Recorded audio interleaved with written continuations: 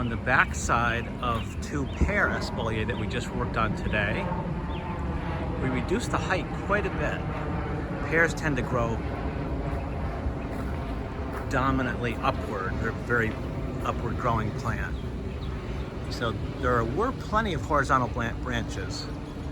Its default though is to grow vertically. So we removed some of those, trained some of them more horizontally. And there's further refinement possible, but this was phase one. They've been here for nearly 10 years, and they had not a whole lot of training had occurred, so it was pretty drastic. But still being mindful of the plant's health. So because that was made several weeks ago, that was made today. So the cuts were less than an inch, I would say, is the largest, maybe 3/4 of an inch, half an inch. Still has lots of fruit. And again, we're training it to be two-dimensional.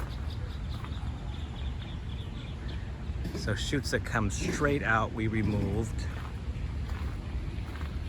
Maybe some of these.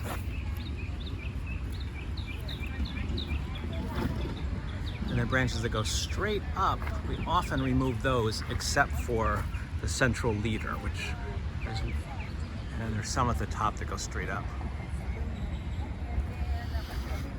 And so the areas that remain will have more sunlight and air, and there'll be more opportunities for fruit and flowers in some of the areas that are bare currently.